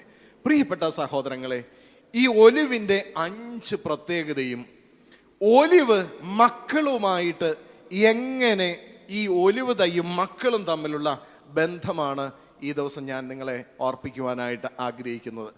ഒന്നാമതായിട്ട് ഒലിവിൻ്റെ ഒന്നാമത്തെ പ്രത്യേകത, olive is a symbol of peace. Olive സമാധാനത്തിൻ്റെ അടയാളമാണ്. ഇപ്പം നമ്മൾ പത്രങ്ങളിലൊക്കെ വായിക്കുന്നുണ്ടല്ലോ, ഇസ്രായേൽ പാലസ്തീൻ യുദ്ധം നടന്നുകൊണ്ടിരിക്കുകയാണെന്ന്. ഈ വിശുദ്ധ നാടുകളിൽ അനേക വർഷങ്ങളായി അനേകരെ കൊണ്ടുപോയിട്ടുള്ള ഒരു അച്ഛനാണ് ഞാൻ. 2009 മുതൽ ഈ കഴിഞ്ഞ യുദ്ധത്തിന് തൊട്ട് മുമ്പുള്ള സമയം വരെ അനേകരെ വിശുദ്ധ നാട്ടിൽ ഞാൻ കൊണ്ടുപോയിട്ടുണ്ട്. ഇനിയും ഈ സെപ്റ്റംബർ 24 ഒരു ഗ്രൂപ്പ് പോവുക. യുദ്ധത്തിന് ശേഷം പിന്നെ പോയിട്ടില്ല. അപ്പോൾ ഈ ഇസ്രയേലിൻ്റെ ഒരു പ്രത്യേകത ഞാൻ നിങ്ങളെ ഒന്ന് പറഞ്ഞു തരാനായിട്ട് ആഗ്രഹിക്കുകയാണ്. അവിടെ ധാരാളം ഒലിവ് മരങ്ങളുണ്ട്. ഒലിവ് തോട്ടങ്ങൾ തന്നെ നമുക്ക് കാണാനായിട്ട് സാധിക്കും. ഈ ഗത്സമന എന്ന് പറയുന്ന തോട്ടത്തെക്കുറിച്ച് കേട്ടിട്ടുണ്ടോ? എന്താ ഗത്സമന? എന്താ ഗത്സമന തോട്ടം? ചോദ്യം ചോദിച്ചാൽ കുഴപ്പങ്ങളാ. ഒരിടത്ത് ഒരിക്കലും ഞാൻ പ്രസംഗിച്ചു കൊണ്ടിരുന്ന സന്ദർഭത്തിൽ ഇങ്ങനെ പ്രസംഗം ഇങ്ങനെ ചൂടായി വന്നത് യൂദായെക്കുറിച്ചാണ് പറഞ്ഞത്. യൂദായെക്കുറിച്ച് പ്രസംഗിച്ച് ഇങ്ങനെ ഇടയ്ക്ക് ഇച്ചിരി ആവേശം കയറുമ്പം യൂദായെ അറിയാമോ എന്ന് ഞാനൊന്ന് ചോദിച്ചു പോയി. അപ്പോഴൊരു ചെറുക്കൻ മുന്നിലിരുന്നോണ്ട് ചാടി എഴുന്നേറ്റിട്ട് പറഞ്ഞു, അച്ഛാ എനിക്കറിയാം, ഞങ്ങളുടെ അമ്മ ഉപ്പാപ്പനെ വിളിക്കുന്ന പേരാണ് യൂദ എന്ന്. ഞെട്ടിപ്പോയി. അപ്പോൾ ഉപ്പാപ്പന്മാർക്ക് യൂദ എന്നുള്ള പേരുണ്ടെന്ന് അന്ന് ആണ് എനിക്ക് മനസ്സിലാക്കാനായിട്ട് സാധിച്ചത്. ഉപ്പാപ്പന്മാരെ യൂദ എന്ന് വിളിക്കുന്നത് ആദ്യമായിട്ട് കേൾക്കുക. പോകട്ടെ പ്രിയപ്പെട്ടവരെ, അപ്പം ഞാൻ നിങ്ങളെ ഓർപ്പിച്ചത് ഈ ഒലിവ് ധാരാളം അവിടെയുണ്ട്. ഈ ഒലിവ് മരത്തിൻ്റെ ഒന്നാമത്തെ പ്രത്യേകത ഞാൻ പറഞ്ഞു, അത് സമാധാനത്തിൻ്റെ അടയാളമാണ്. അപ്പം ഈ യുദ്ധം ഉണ്ടാകുന്ന സന്ദർഭത്തിൽ ഈ ഒലിവ് ശിഖരം ഒടിച്ച് കാണിച്ചാൽ സമാധാനം ഉണ്ടായി എന്നാണ്, സമാധാനം ഉപദ്രവിക്കരുത് എന്നാണ് അതിൻ്റെ അർത്ഥം. അതുകൊണ്ട് ഒലിവ് ശിഖരം ഇങ്ങനെ പൊക്കിയെടുത്ത് ഇങ്ങനെ പിടിച്ചുകൊണ്ട് നിന്നാൽ എന്നെ ഉപദ്രവിക്കരുത്, സമാധാനം, ഷാലോം ഷാലോം ഷാലോം, അവർ പറയും സമാധാനം എന്ന്. അന്നേരം ഉപദ്രവമൊന്നും ഉണ്ടാകുകയില്ല. വിശുദ്ധ വേദപുസ്തകത്തിൽ ഉൽപ്പത്തി പുസ്തകം 8-ാം അധ്യായത്തിൽ നമുക്ക് കാണാനായിട്ട് സാധിക്കുന്ന നോഹയുടെ കാലത്ത് 40 രാവും 40 പകലും മഴ പെയ്ത ഒരു സംഭവമുണ്ട്. ആ 40 രാവും 40 പകലും മഴയൊക്കെ പെയ്ത് കഴിഞ്ഞ് ഈ പെട്ടകം ഇങ്ങനെ അത് ഉറച്ചു വരാനായിട്ട് പോവുകയാണ്. വെള്ളം താന്നോ ഇല്ലയോ എന്നറിയാനായിട്ട് മലങ്കാക്കയെ വിട്ടു. അത് പോയേച്ച് വട്ടം കറങ്ങി അവിടെയൊക്കെ പിന്നെ ഞാൻ കണ്ടതുമില്ല. പിന്നെ അത് കഴിഞ്ഞപ്പോൾ ഒരു പ്രാവിനെ വിട്ടു. പ്രാവ് പോയി കഴിഞ്ഞിട്ട് എന്ത് ചെയ്തെന്നറിയാമോ? പ്രാവ് പോയിട്ട് അത് തിരിച്ചു വന്നപ്പോൾ അതിൻ്റെ ചുണ്ടിൽ എന്തിരുന്നു? ഒരു ഒലിവ് ശിഖരം. പ്രാവിന്റെ ചുണ്ടിൽ ഒരു ഒലിവ് ശിഖരം ഇരുന്നു. അപ്പോൾ നോഹയ്ക്ക് മനസ്സിലായി സമാധാനമായി എന്ന് പറഞ്ഞാൽ വെള്ളം താഴാനായിട്ട് തുടങ്ങി. ഇനി വലിയ താമസമില്ലാതെ ഈ വെള്ളം അങ്ങ് താഴും. നിങ്ങൾ ഇസ്രായേലിൻ്റെ ചിഹ്നങ്ങളൊക്കെ എടുത്ത് നോക്കിയാൽ ഈ പ്രാവിൻ്റെ ചുണ്ടിൽ ഇങ്ങനെ ഒരു ഒലിവ് ശിഖരം ഇരിക്കുന്നത് നമുക്ക് കാണാനായിട്ട് സാധിക്കും. അത് സമാധാനമെന്നാണ്. അവർ കൃത്യമായിട്ട് അത് പാലിക്കും പ്രിയപ്പെട്ടവരെ. അപ്പം ഭൂമിയിൽ വെള്ളമിറങ്ങി എന്ന് മനസ്സിലാക്കിയപ്പോൾ അവർക്ക് സമാധാനമുണ്ടായി. അപ്പം അതുകൊണ്ട് ഞാൻ നിങ്ങളെ ഓർപ്പിക്കുകയാണ്, മക്കൾ മാതാപിതാക്കൾക്ക് സമാധാനം നൽകുന്നവരായിരിക്കണം. ഒന്നുകൂടെ പറയുകയാണ്, മക്കൾ മാതാപിതാക്കൾക്ക് സമാധാനം നൽകുന്നവരായിരിക്കും. നമുക്കൊക്കെ ഇഷ്ടംപോലെ മക്കളുണ്ട് അല്ലേ? നമ്മൾ മക്കളുമാരെ വളർത്തുന്നവരും കൊച്ചുമക്കളെ വളർത്തുന്നവരും ഒക്കെയാണ്. അപ്പോൾ നമ്മുടെ മക്കൾ നമുക്ക് സമാധാനം തരുന്നുണ്ടോ എന്ന് ഒന്ന് ചിന്തിക്കുക. ഈ അടുത്ത സമയത്ത് എൻ്റെ ഒരു സുഹൃത്ത് എനിക്ക് ഒരു ഫേസ്ബുക്കിലുള്ള ഒരു വീഡിയോ എനിക്ക് അയച്ചു തന്നു. ഞാൻ ആ വീഡിയോ അയച്ചു തന്നത്, ഞാനത് ഓപ്പൺ ചെയ്ത് നോക്കിയപ്പോൾ 2 പെൺകുട്ടികൾ, കേരളത്തിലാണ്, കേരളത്തിന് പുറത്തൊന്നുമല്ല, 2 പെൺകുട്ടികൾ. അതിലൊരു പെൺകുട്ടി ജീൻസും ടോപ്പുമാണ് ഇട്ടിരിക്കുന്നത്. പക്ഷേ ടോപ്പിന്റെ പ്രത്യേകത കയ്യിൽ ഈ കൈയൊക്കെ കാണാം, ഈ കക്ഷവും കൈയും എല്ലാം കാണാം. അങ്ങനെയുള്ള ഒരു ബനിയൻ പോലെ ഒരു സാധനം ആ പെൺകുട്ടി ഇട്ടിരിക്കുന്നത്. വേറൊരു പെൺകുട്ടി ഒരു ചുരിദാറുമായിട്ടിരിക്കുന്നത്. ഇപ്പം 2-3 ആൺകുട്ടികളുണ്ട്. അവരോട് ചേർന്ന് ഇവർ നിൽക്കുക. അപ്പോൾ ദൂരെ നിന്നും ആരോ വീഡിയോ എടുത്തിട്ടാണ് ഇത് അയച്ചു തരുന്നത്. ഇവർ ഏതോ ഒരു മാളിലാണ്, കേരളത്തിലെ ഏതോ ഒരു പ്രമുഖമായ മാളിൽ. അവിടെ അതിൻ്റെ സൈഡിലൊക്കെ പല സാധനങ്ങളുടെയും പേരുകൾ എഴുതി വെച്ചിരിക്കുന്നുണ്ട്. അങ്ങനെ എഴുതി ഈ പെൺകുട്ടികളെ സൂം ചെയ്തപ്പോൾ ഒരു ചെറുപ്പക്കാരൻ ഒരു സിഗരറ്റ് പോലുള്ള ഒരു സാധനം, എന്തോ വലിക്കുന്ന ഒരു സാധനം അവൻ വലിക്കുന്നു. അത് കഴിഞ്ഞിട്ട് അവൻ പെതുക്കെ ഈ കൈയുടെ ഭാഗത്തൂടെ ഇത് വെച്ചിട്ട് ഈ ബനിയൻ പോലെ വസ്ത്രമിട്ട പെൺകുട്ടിക്ക് കൊടുക്കുന്നു. അവള് ഒന്ന് വലിക്കുന്നു. അത് കഴിഞ്ഞേച്ച് മറ്റവൾക്കും കൊടുത്തു, അവളും വലിക്കുന്നു. പിന്നെ കണ്ടത് അവർ മുഴുവൻ അത് വലിച്ചുകൊണ്ട് നിൽക്കുന്നതാണ്. കുറച്ചു നേരം കഴിഞ്ഞപ്പോൾ അവിടെ അവർ ചാരി ഇങ്ങനെ ഇരിക്കുക, അനക്കമൊന്നുമില്ലാതെ. എന്നെ കേൾക്കുന്ന പ്രിയപ്പെട്ട സഹോദരങ്ങളെ, നമ്മുടെ ആൺമക്കളും പെൺമക്കളും ഒക്കെ ഇന്ന് ലഹരിക്ക് അടിമയായി മാറിക്കൊണ്ടിരിക്കുന്ന ഒരു ലോകത്താണ് ഞാനും നിങ്ങളുമൊക്കെ ജീവിക്കുന്നത്. നമ്മൾ പറയും നമ്മുടെ കുഞ്ഞുങ്ങളൊക്കെ നല്ല കുഞ്ഞുങ്ങളാണ്, ഇത്ര പൊന്നു പോലുള്ള കുഞ്ഞുങ്ങൾ വേറെ ഇല്ല എന്ന്. നിങ്ങൾ അവരുടെ പുറകെ ഒന്ന് അന്വേഷിക്കണം. നമ്മൾ ഹോസ്റ്റലുകളിലും അതുപോലെ വലിയ വലിയ സ്കൂളുകളിലും കോളേജുകളിലും ഒക്കെ അഡ്മിഷൻ വാങ്ങിക്കൊടുത്ത് അവരെ പഠിപ്പിച്ചുകൊണ്ടിരിക്കുന്നു.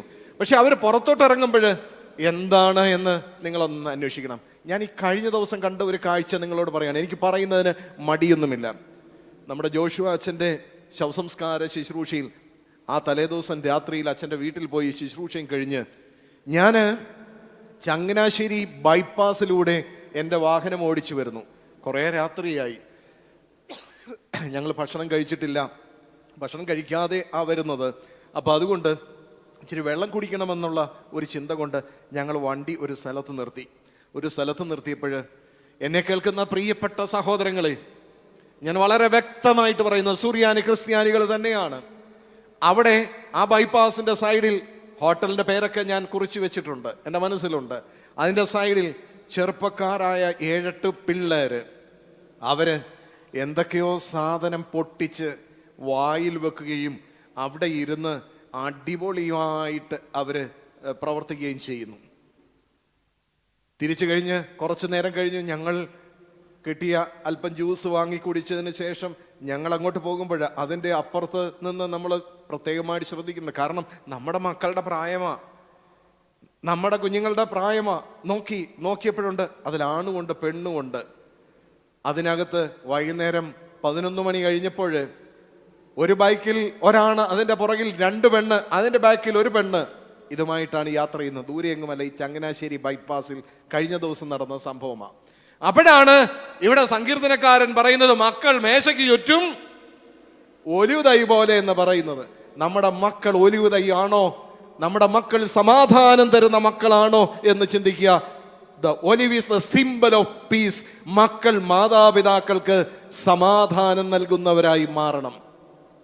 ഇല്ലെങ്കിൽ നമ്മൾ ഈ അധ്വാനിച്ചുണ്ടാക്കി വെക്കുന്നതൊന്നും ഒരു കാര്യവുമില്ല പ്രിയപ്പെട്ടവരെ. അമ്മയപ്പന്മാർക്ക് ഗുണമില്ലാത്ത മക്കളെ എന്താണ് പ്രയോജനം? അതുകൊണ്ട് നമ്മൾ ചിന്തിക്കുക, നമ്മൾ നമ്മുടെ മാതാപിതാക്കൾക്ക് അതേ സമാധാനം നൽകുന്നവരാണോ എന്ന് ഒന്ന് ചിന്തിക്കണം. നിസാരമായ വീതം വെപ്പലിൻ്റെ പേരിൽ, വസ്തുവിൻ്റെ പേരിൽ, സാമ്പത്തികമായ കാര്യങ്ങളുടെ പേരിൽ എത്ര മാതാപിതാക്കളെ കണ്ണുനീര് കുടിപ്പിച്ചിട്ടുണ്ട് നമ്മളെന്നൊന്ന് ചിന്തിക്കുക. എത്ര മാതാപിതാക്കളെ കണ്ണുനീര് കുടിപ്പിച്ചിട്ടുണ്ടെന്ന് നോക്കുക. നമ്മുടെ ബാല്യത്തിൽ നമ്മളെ എടുത്ത് തോളിൽ വെച്ച് നമ്മൾ കുഞ്ഞുങ്ങളെയും കൊണ്ട് നടന്ന ആ കാലഘട്ടം ഒന്ന് ഓർത്ത് നോക്കിയേ. എൻ്റെ മോനെ മകളെ എന്ന് പറഞ്ഞ് നോക്കിയത്. പക്ഷെ ഇന്ന് ഏതെങ്കിലും ഒരെണ്ണം സമാധാനം തരുന്നുണ്ടോ? സമാധാനം കിട്ടുന്നുണ്ടെങ്കിൽ പ്രിയപ്പെട്ടവരെ, നിങ്ങൾ ഭാഗ്യവാന്മാരായ മാതാപിതാക്കളാണ്. അതുകൊണ്ട് ഞാൻ നിങ്ങളെ ഓർപ്പിക്കുന്നു, നമ്മൾ കാണിക്കുന്നത് തന്നെയാണ് നമ്മുടെ മക്കളും കാണിക്കുന്നത്. നമ്മുടെ അപ്പനോടും അമ്മയോടും ഒക്കെ നമ്മൾ പെരുമാറിയത് നമ്മുടെ മക്കൾ കാണുന്നുണ്ട്. അത് കണ്ടുകൊണ്ടാണ് അവർ ജീവിക്കുന്നത്. അതുകൊണ്ട് ഒലിവ് തരുന്ന ഒന്നാമത്തെ സിമ്പൽ അത് സമാധാനത്തിൻ്റെ സിമ്പലാണ്. രണ്ടാമത്, ഈ ഒലിവ് മറ്റൊരു സിമ്പൽ നമുക്ക് തരുന്നുണ്ട്. മറ്റൊരു ഒരു പ്രത്യേകതയുണ്ട് ഒലിവിന്. രണ്ടാമത്തെ പ്രത്യേകത, ഒലിവ് ഒരു തണൽ മരമാണ്. ഒരു തണൽ മരമാണ്. എന്താണ് തണലിന്റെ പ്രത്യേകത? ഒരു മരത്തിന്റെ തണലിൽ നമുക്ക് എത്ര നേരം വേണമെങ്കിലും സുഖമായിട്ടിരിക്കാം. ഇവിടെ നോക്കിയേ, പരുമലയുടെ ചുറ്റുപാട് കുറേയേറെ തണൽ മരങ്ങൾ വെച്ചിട്ടുണ്ട്. വലിയ വെയിൽ വരുന്ന സന്ദർഭത്തിൽ അനേകം പേര് അതിൻ്റെ ചുവട്ടിൽ പോയിരിക്കും, ഇച്ചിരി തണലിന് വേണ്ടി, ഒരാശ്വാസത്തിന് വേണ്ടി. പ്രിയ സഹോദരങ്ങളെ, മക്കൾ മാതാപിതാക്കൾക്ക് തണലായി മാറണം. നമ്മുടെ ജീവിതത്തിൽ മക്കൾ മാതാപിതാക്കളുടെ തണലിലാണ് വളരുന്നത്. നമ്മുടെ ഭാരതീയ സംസ്കാരം അതാ, മാതാപിതാക്കളുടെ തണലിലാണ് മക്കൾ വളരുന്നത്. ഒന്ന് ചിന്തിച്ചേ, എന്തെല്ലാം കാര്യങ്ങളാണ് നമ്മൾ ചെയ്യുന്നത് നമ്മുടെ മക്കളുടെ വളർച്ചയ്ക്ക് വേണ്ടി. അവരുടെ എന്തെല്ലാം കാര്യങ്ങളാണ് ചെയ്യുന്നത്, എന്തെല്ലാം ക്രമീകരണങ്ങളാണ് ചെയ്യുന്നത്. അവർ ക്ലാസ്സുകൾ LKG 2 വയസ്സ് പോലും ആകുന്നതിന് മുമ്പേ തന്നെ അവർ വലിയ ഡോക്ടറും എഞ്ചിനീയറും അതുപോലെ IAS ഒക്കെ ആകാൻ നമ്മൾ ഇപ്പോഴേ കൊണ്ടുവന്ന് മോണ്ടിസോറി സ്കൂളിൽ കൊണ്ടുവന്ന് ഇംഗ്ലീഷ് പഠിപ്പിച്ച് ആ കുഞ്ഞിനെ നല്ല മിടുക്കനാക്കിയാണ് നമ്മൾ കൊണ്ടുവരുന്നത്. നമ്മുടെ തണലല്ല വളർത്തിക്കൊണ്ടുവരുന്നത്. പക്ഷെ നമ്മളൊന്ന് ആലോചിച്ച് നോക്കുക, ഈ മക്കളുടെ തണലിൽ പ്രായമാകുമ്പോൾ ഒരപ്പനും അമ്മയ്ക്കും ജീവിക്കുവാനായിട്ട് സാധിക്കുന്നുണ്ടോ എന്നൊന്ന് ചിന്തിക്കണം. കേരളത്തിലെ ക്രിസ്ത്യാനികൾ 20 വർഷത്തിനുള്ളിൽ ഇല്ലാതാകാൻ പോവുകയാണ്. കേരളത്തിലെ ക്രിസ്ത്യാനികൾ 20 വർഷത്തിനുള്ളിൽ ഇല്ലാതാകാൻ പോവുകയാണ്. സുറിയാനി ക്രിസ്ത്യാനികളുടെ കാര്യമാണ് ഞാൻ പറയുന്നത്. പ്രത്യേകിച്ച് ഓർത്തഡോക്സ് സഭയിലെ കാര്യമാണ് പറയുന്നത്. 20 വർഷം കഴിയുമ്പോൾ, ഇതിപ്പോൾ 2024, ഇനിയും 20 വർഷം കൂടെ കഴിയുമ്പോൾ നമ്മുടെ അവസ്ഥകൾ എന്താണെന്ന് നിങ്ങളൊന്ന് മനസ്സിലൊന്ന് അനുമാനിച്ച് നോക്കുക. ഇപ്പോഴും തന്നെ നമ്മുടെ നാട്ടിൽ 60 വയസ്സ് 50 വയസ്സിന് മുകളിൽ, ഒരു 40 വയസ്സിനും മുകളിലുള്ള 45-50 വയസ്സിന് മുകളിലുള്ളവരെ നമ്മുടെ നാട്ടിലുള്ളൂ. വളരെ അപൂർവമായിട്ടാണ് കുറേ പേര് നാട്ടിലുള്ളത്. ഇന്ന് നമ്മുടെ മക്കളെല്ലാം കൂട്ടത്തോടെ വിദേശ രാജ്യങ്ങളിലേക്ക് പോയിക്കൊണ്ടിരിക്കുക, പഠിക്കാനും ജോലിക്കുമായിട്ട് പോയിക്കൊണ്ടിരിക്കുക. ഈ പോകുന്നവരാരും തിരിച്ചു വരികയില്ല. 100 പേര് പോയാൽ ഒരാൾ തിരിച്ചു വന്നെന്നിരിക്കും, ബാക്കി ഒരു മനുഷ്യൻ തിരിച്ചു വരികയില്ല. കാരണം അവർക്കവിടെ സുരക്ഷിതമായ ജീവിതമുണ്ട്. ആരും ആരുടെയും കാര്യങ്ങളിൽ എത്തി നോക്കുകയില്ല. ഇപ്പം യൂറോപ്യൻ രാജ്യങ്ങളിലൊക്കെ ഈ പോകുന്നതിൻ്റെ പ്രധാനപ്പെട്ട കാര്യം, ആരും ആരുടെയും കാര്യങ്ങളിൽ എത്തി നോക്കുകയില്ല. അവരവരുടെ കാര്യങ്ങൾ നോക്കി ജോലി ചെയ്തു പോകുന്നു, മറ്റുള്ളവരുടെ കാര്യങ്ങൾ അന്വേഷിക്കാനായിട്ട്. നമ്മളാണെങ്കിൽ എന്തെങ്കിലും ഒന്ന് ചെയ്തു കഴിഞ്ഞാൽ അപ്പോഴേ തന്നെ അതിനകത്തെല്ലാം പലരും വന്ന് എത്തി നോക്കിക്കൊണ്ടിരിക്കുക. എന്താ, അതാണോ ഇതാണോ, എത്ര പേരാ ചോദ്യം ചെയ്യുന്നത്. ഇതൊന്നും ഇന്നത്തെ തലമുറയ്ക്ക് ഇഷ്ടമല്ല. ജനറേഷൻ ഗ്യാപ്പ് അതിഭയങ്കരമായി പോയിരിക്കുക പ്രിയപ്പെട്ടവരെ. അവരാരും ഇനി ഇങ്ങോട്ട് വരികയില്ല. ഇനി എപ്പോഴാണ് അവർ വരുന്നതെന്നറിയാമോ? നമ്മളൊക്കെ മരിച്ചു എന്ന് ആരെങ്കിലും അവരെ വിളിച്ചു പറയുന്ന സന്ദർഭത്തിൽ അവർ പറയും, മോർച്ചറി കൊണ്ടുവച്ചേക്ക്, രണ്ട് ദിവസം കഴിയുമ്പോൾ വരും. നമ്മളെ മോർച്ചറി വെച്ച് നമ്മൾ വല്ലതും ഇതറിയുന്നുണ്ടോ? ആയുസിനകത്ത് ഇല്ലേ അയിലയും മത്തിയൊക്കെ ഇരിക്കുന്നത് പോലെ നമ്മൾ അവിടെ ഇരിക്കുക. നമ്മുടെ ബാക്കിയുള്ളവരൊക്കെ കൊണ്ടുവന്ന് നമ്മളിത് പോക്കിക്കൊണ്ട് വരുന്നത്. പ്രിയപ്പെട്ടവരെ, അവർ വന്നു, കാര്യങ്ങളെല്ലാം ചെയ്തു.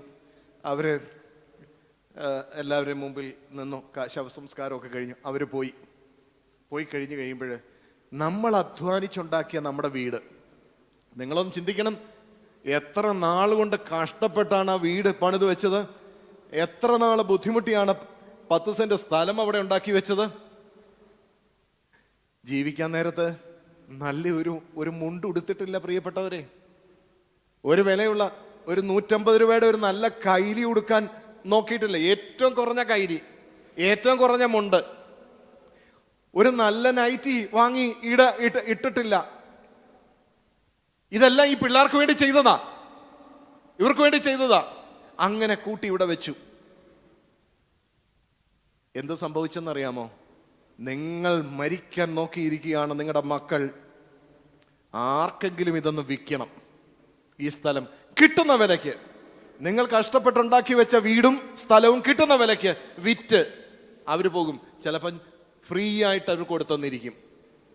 നാളെ നിങ്ങളുടെ പള്ളികളിൽ നിങ്ങളുടെ ഓർമ്മ നടത്താൻ ആരും കാണുകയില്ല, ഒരു ധൂപപ്രാർത്ഥന നടത്താൻ ആരും കാണുകയില്ല, ഒരു മെഴുകുതിരി കത്തിക്കാൻ ആരുമില്ല. ഇനി സഭ അങ്ങനെ ചിന്തിക്കേണ്ടിയിരിക്കുന്നു. കാരണം ഈ പ്രിയപ്പെട്ടവരെയൊക്കെ ഓർമ്മ നടത്താനും അവർക്ക് വേണ്ടി പ്രാർത്ഥിക്കുവാനും ഒക്കെ സഭ വേറെ ക്രമീകരണങ്ങൾ ഇനിയും ചെയ്തെങ്കിലേ പറ്റുകയുള്ളൂ. ഇത് 20 വർഷത്തിന് ശേഷം നടക്കാൻ പോകുന്ന കാര്യമാണ് ഞാൻ പറയുന്നത്. ഇത് നമ്മളെക്കാൾ മുമ്പേ കത്തോലിക്ക സഭ ഇതിനെക്കുറിച്ച് ചിന്തിച്ചു കഴിഞ്ഞു. പ്രിയപ്പെട്ട സഹോദരങ്ങളെ, അതുകൊണ്ട് ഞാൻ നിങ്ങളോട് പറയുന്നു, നന്നായി വല്ലതും കഴിച്ചോണം, നന്നായി വല്ലതും കഴിച്ചോണം. മടിയൊന്നും വിചാരിക്കരുത്. പൊയ്ക്കോ, തിരുവല്ലയിലെങ്ങാനും പോയി നല്ല ഹോട്ടലിൽ പോയിരുന്ന് ഇച്ചിരി വല്ല ഭക്ഷണമൊക്കെ കഴിച്ചോണം. വൈകുന്നേരം അവിടെ പോയി നല്ല ഇച്ചിരി വസ്ത്രം വാങ്ങി ധരിച്ചോണം. ഒറ്റ പൈസ സമ്പാദിപ്പിച്ച് വെച്ചേക്കരുത്. പൊയ്ക്കോണം ഇവിടുന്ന് എവിടെങ്കിലുമൊക്കെ രാജ്യങ്ങൾ, ഇന്ത്യ തന്നെ കാണാൻ ഇഷ്ടം പോലെ സ്ഥലമുണ്ട്, പോയി കണ്ടോണം. നിങ്ങൾ ഈ കൂട്ടി വെക്കുന്നത് കൊണ്ടൊന്നും ഒരു പ്രയോജനവുമില്ല പ്രിയപ്പെട്ട സഹോദരങ്ങളെ.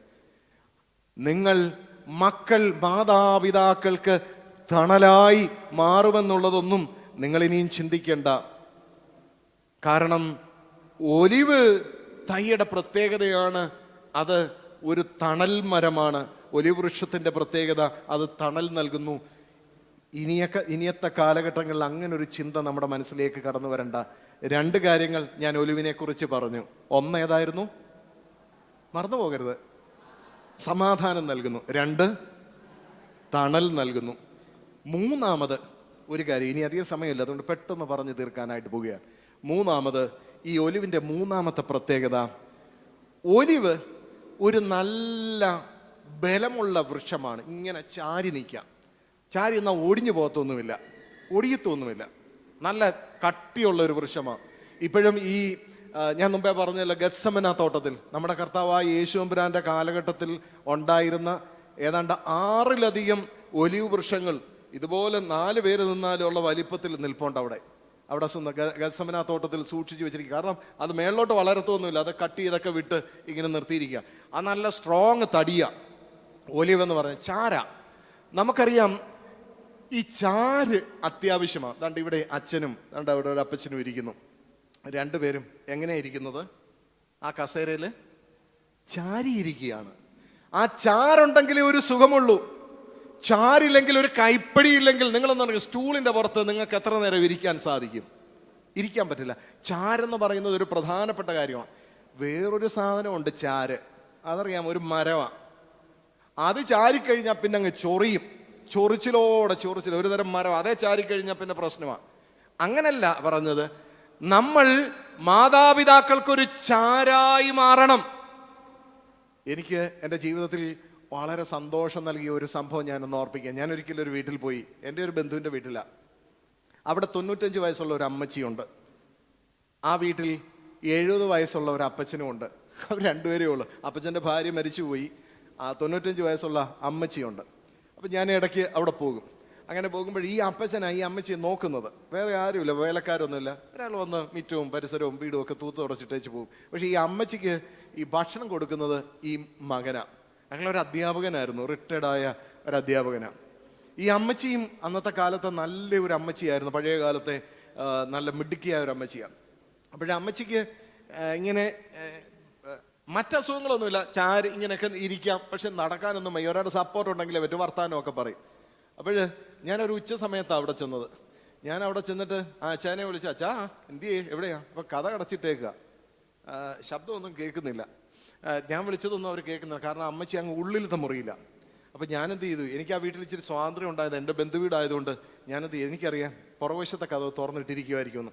ഞാനതുവഴി അകത്തോട്ട് കയറി ഇപ്പം ഇതൊക്കെ ആ അമ്മച്ചിയുടെ മുറിയുടെ അവിടെ ചെന്നപ്പോൾ ഈ 70 വയസ്സുള്ള അപ്പച്ചൻ ചെയ്യുന്ന കണ്ടോ.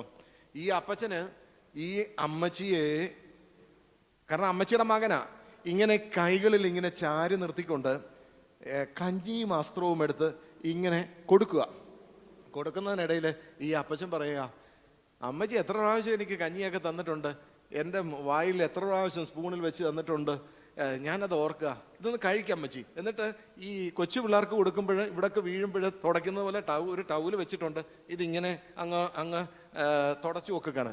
എന്ന് കഴിഞ്ഞിട്ട് ഈ അമ്മച്ചി പറയാ, പോടാ, ആ കൈ കൊണ്ട് നീ പോടാ, ആ പൊങ്ങാൻ വയ്യാത്ത കൈ കൊണ്ട് പോടാ. ഞാൻ അവിടെ നിന്നുകൊണ്ട് എൻ്റെ ദൈവമേ, എൻ്റെ ജീവിതത്തിൽ ഇങ്ങനെ കാണാൻ പൊക്കിക്കൊണ്ട് നടക്കുമെന്ന് ഞാനൊന്ന് ചിന്തിച്ചു. കാരണം അത് കഴിഞ്ഞേച്ച് ഈ അപ്പച്ചൻ പാടുകയാണ്, നീ കുളിക്കണ്ടായോ, ഇത് ദേഹത്തെല്ലാം ആയില്ലേ, കുളിക്കണ്ടായോ, ഞാൻ എന്നെ അവരൊരു വേലക്കാരിയുണ്ട്, അവരെ ഞാൻ വിളിക്കാം, ഫോണിൽ വിളിക്കാം.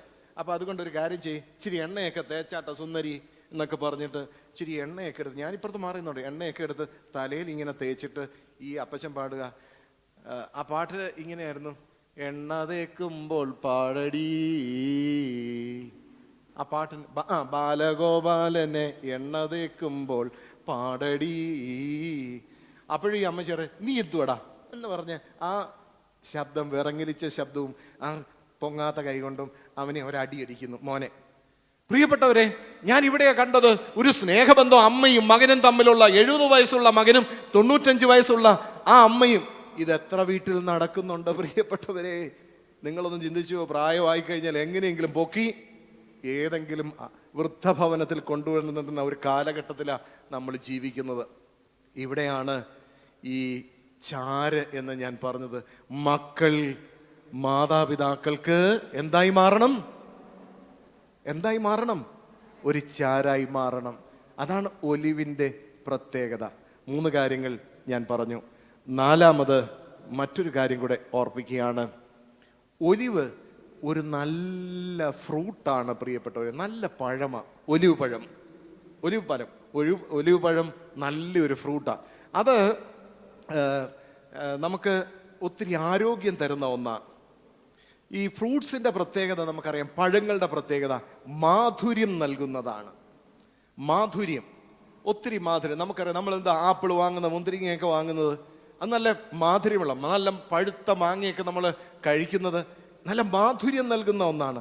പഞ്ചസാരയെക്കാളിലും മറ്റുള്ളതിനേക്കാളിലും ഒക്കെ മാധുര്യം നൽകുന്നതാണ് ഫ്രൂട്ട്സ്. അതുകൊണ്ടാണ് ഈ പഴങ്ങളൊക്കെ നമ്മൾ കഴിക്കുന്നത്. എന്നെ കേൾക്കുന്ന പ്രിയപ്പെട്ട സഹോദരങ്ങളെ, മക്കൾ മാതാപിതാക്കൾക്ക് ഒരു ഫ്രൂട്ടായി മാറണം എന്ന് പറഞ്ഞാൽ അപ്പമായി മാറണം. നമ്മൾ നമ്മുടെ മാതാപിതാക്കൾക്ക് അപ്പമായി മാറണം. ആരാണ് അപ്പനെന്നറിയാമോ? ആരാണ് അപ്പൻ? നിന്റെ അപ്പൻ ആരാ? നിന്റെ അമ്മ ആരാ? നമ്മൾ ചോദിക്കുന്ന ഒരു ചോദ്യമാണ്, ആരാണ് അപ്പൻ? കുഞ്ഞുണ്ണി മാഷ് എന്ന് പറയുന്ന ഒരു കവി അപ്പനെ കുറിച്ച് ഇങ്ങനെ എഴുതിയിട്ടുണ്ട്. അപ്പൻ അപ്പമായി മാറുമ്പോൾ അപ്പനാകും.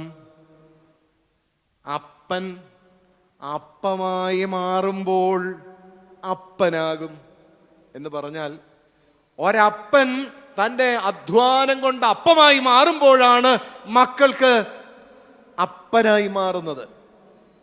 നമ്മുടെയൊക്കെ ആൾക്കാർ എന്തുമാത്രം കഷ്ടപ്പെടുന്നു. രാവിലെ പോയി വൈകുന്നേരം വരെ ഈ അധ്വാനിക്കുന്നതും ഈ കഷ്ടപ്പെടുന്നതും എല്ലാം ആർക്കപ്പമായി മാറാനാണ്? നമ്മുടെ മക്കൾക്ക് അപ്പമായി മാറാന് അല്ലേ? ആണോ പ്രിയപ്പെട്ടവരെ? നിങ്ങൾക്ക് എന്താ ഒരു അനക്കമില്ലാതിരിക്കുന്നത്? എന്തു പറ്റി? ബോധക്കേട് വല്ലതും ഉണ്ടായോ? ഒന്നും ഉണ്ടായില്ലല്ലോ. അതെ, മക്കൾ മാതാപിതാക്കൾക്ക് എന്തായി മാറണം? ഉറക്കെ പറ, അപ്പമായി മാറണം. അല്ലാതെ രാവിലെ എഴുന്നേറ്റ് ഏതെങ്കിലും കടത്തിണ്ണേ പോയിരുന്ന്, ചീട്ടുകളി സ്ഥലത്തും പോയിരുന്ന് മൊബൈലും കുത്തി ഇങ്ങനെ രാവിലെ മുതൽ വൈകുന്നേരം വരെ അത് പഠിച്ച് പിന്നെ കാണുന്നവർക്കെല്ലാം ഫോർവേഡും ചെയ്ത് കുറേ എടുത്ത് ഇങ്ങോട്ട് ഗോസിപ്പും അടിച്ചിരിക്കുന്നവനെ അപ്പനെന്ന് വിളിക്കത്തില്ല. കഷ്ടപ്പെടുന്ന അധ്വാനിക്കുന്നവനാണ് അപ്പൻ. അതാണ് അപ്പൻ എന്ന് പറഞ്ഞാൽ. അപ്പൻ അപ്പമായി മാറുമ്പോഴാണ് അവനെ അപ്പ എന്ന് വിളിക്കുന്നത്. ഇല്ലെങ്കിൽ അവനെ അപ്പ എന്ന് വിളിക്കത്തില്ല. ചുമ്മാതിരുന്ന് തിന്നാനൊന്നും പറ്റത്തില്ല. അതുകൊണ്ട് ഇവിടെ പറയുന്നു, മക്കൾ മാതാപിതാക്കൾക്ക് ഒരു ഫ്രൂട്ടായി മാറണം, ഒരു അപ്പമായി മാറണം, ഒരു ബ്രെഡായി മാറണം. നമ്മളൊക്കെ കണക്ക് പറയുന്നവരല്ലേ? നമ്മൾ കണക്ക് പറയാറില്ലേ? നമ്മുടെ മാതാപിതാക്കൾ നമുക്ക് എന്തെങ്കിലും ചെയ്തതിന് കണക്ക് വല്ലതും പറഞ്ഞിട്ടുണ്ടോ പ്രിയപ്പെട്ടവരെ? കണക്ക് പറയാൻ പോയാൽ ഇവിടെ അങ്ങ് നിൽക്കില്ല. പക്ഷേ ഒരു 2 മക്കളുണ്ടെന്ന് വെച്ചോ, ഈ 2 മക്കൾ അവരുടെ മാതാപിതാക്കൾക്ക് എന്തെങ്കിലും കൊടുക്കുന്നതിൻ്റെ കണക്ക് കൃത്യമായി പറയും.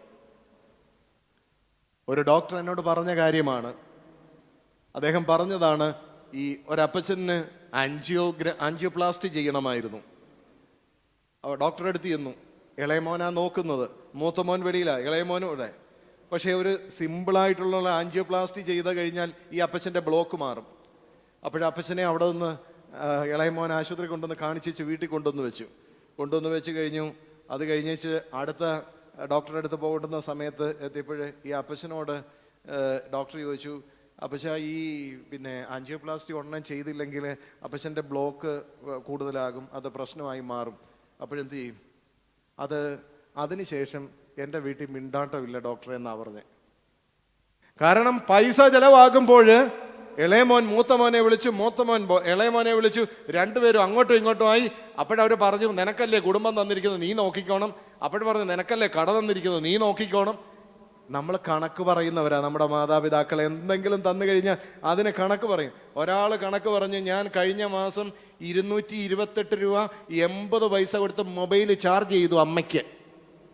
ഈ അമ്മ ചെയ്ത അമ്മ എത്ര നാൾ ചാർജ് ചെയ്തിട്ടാടാ നിന്നെ ഇങ്ങനെ ആക്കിയത്, അല്ലെങ്കിൽ അവളെ ഇങ്ങനെ ആക്കിയത്? പക്ഷേ അതിന് നമുക്ക് കണക്കൊന്നുമില്ല. നമ്മുടെ മാതാപിതാക്കൾക്ക് എന്തെങ്കിലും കൊടുക്കുന്നതിന് നമുക്ക് കണക്കാണ് പ്രിയപ്പെട്ടവരെ. അതുകൊണ്ട് ഒരു നല്ല ഫ്രൂട്ടായി മാറുവാനായിട്ട് നമ്മൾ ആഗ്രഹിക്കണം. അവസാനമായി ഒരു കാര്യം കൂടെ പറഞ്ഞുകൊണ്ട് ഞാൻ എൻ്റെ വാക്കുകൾ അവസാനിപ്പിക്കുകയാണ്. ഒലിവിൻ്റെ 5ാമത്തെ പ്രത്യേകത, ഒലിവ് ഓയിൽ ഒരു നല്ല ഔഷധമാണ്. ഒലിവെണ്ണ ഒരു നല്ല ഔഷധമാണ്. ഒലിവിൽ നിന്ന് കിട്ടുന്ന ഓയിൽ ഏറ്റവും നല്ല സുന്ദരമായ ഔഷധമാണ് ഒലിവെണ്ണ. ഒലിവെണ്ണയെ പോലൊരു നല്ല ഓയിൽ വേറെ ഇല്ലെന്നാണ് പറയുന്നത്. ഈ തീപ്പൊള്ളലൊക്കെ പറ്റുന്നിടത്ത് ഇച്ചിരി ഒലിവെണ്ണ എടുത്ത് തൂത്താൽ അവിടെ ഈ പൊള്ളലൊക്കെ അങ്ങ് മാറിപ്പോകുമെന്നാണ് പറയുന്നത് ഒലിവെണ്ണ. അതാണ് ഒലിവിൻ്റെ സൈത്തിൻ്റെ പ്രത്യേകത. അതുമാത്രമല്ല, കുളിയൊക്കെ കഴിഞ്ഞേച്ച് ഇച്ചിരി ഒലിവ് എണ്ണ എടുത്ത് കയ്യിലും കാലിലും തലയിലും ഒക്കെ തൂത്ത് പിടിപ്പിച്ചാൽ ജരാനരകൾ വരത്തില്ലെന്നാണ് പറയുന്നത്. ഈ സ്കിന്നൊന്നും ചുളിഞ്ഞു പോവുകയില്ല എന്നാണ് പറയുന്നത്. നിങ്ങൾ വേണമെങ്കിൽ ഒന്ന് പ്രാക്ടീസ് ചെയ്ത് നോക്കി. ഇച്ചിരി നല്ല ഒലിവ് ഓയിൽ വാങ്ങി കുളിയൊക്കെ കഴിഞ്ഞതിന് ശേഷം കയ്യിലും കാലിലും തലയിലും ഒക്കെ ഒന്ന് തൂത്ത് പിടിപ്പിച്ച് വെക്കാമെങ്കിൽ പ്രിയപ്പെട്ടവരെ, നമുക്ക് ജരാനരകളോ നമ്മുടെ സ്കിന്നിന് കുഴപ്പങ്ങളോ ഒന്നും വരികയില്ല. അതാണ് ഒലിവിൻ്റെ പ്രത്യേകത. അപ്പോൾ ഒരു നല്ല ഔഷധമാണ്. മാതാപിതാക്കൾക്ക് ഔഷധമായി മാറണം. നമ്മൾ നമ്മുടെ മാതാപിതാക്കൾക്ക് ഔഷധമായി മാറുന്നുണ്ടോ? പലപ്പോഴും നമ്മൾ പറയാറുണ്ട്, നമ്മൾ എന്തോ ഒരു കാര്യമാണ് പറയുന്നത്, ഔഷധമായി മാറണം.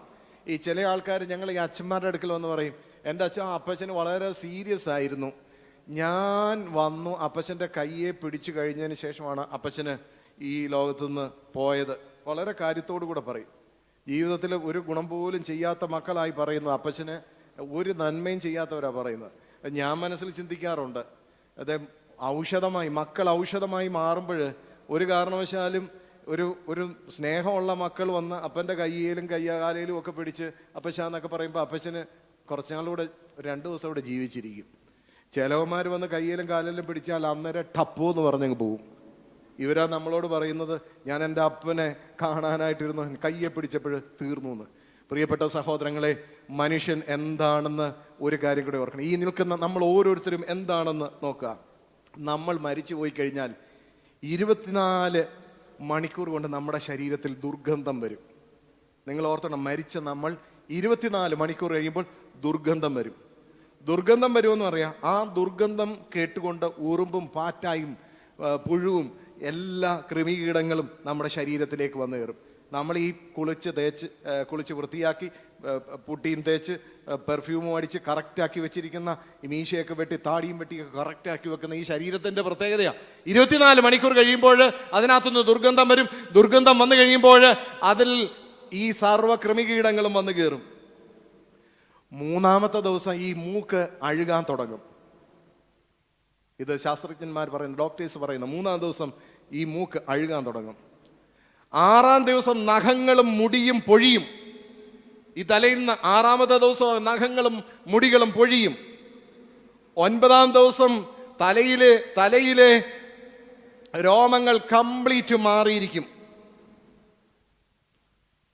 17-ാം ദിവസം വയറ് പൊട്ടി എല്ലാം പുറത്ത് ചാടും. 60-ാമത്തെ ദിവസം എല്ലാ മാംസവും ദ്രവിച്ച് ശേഷം വെറും അസ്ഥികൾ മാത്രമായി മാറും. 90-ാം ദിവസം ആകുമ്പോൾ ഈ അസ്ഥികൾ അതിനകത്തുനിന്ന് ഇളകി മാറും. 1 വർഷമാകുമ്പോൾ ഇത് മുഴുവൻ മണ്ണിലോട്ട് ചേരും. ഇതാ മനുഷ്യൻ. ഹേ മനുഷ്യ, നീ എന്തു നേടിയാലും നിന്റെ അവസ്ഥ ഇത്ര മാത്രമേ ഉള്ളൂ.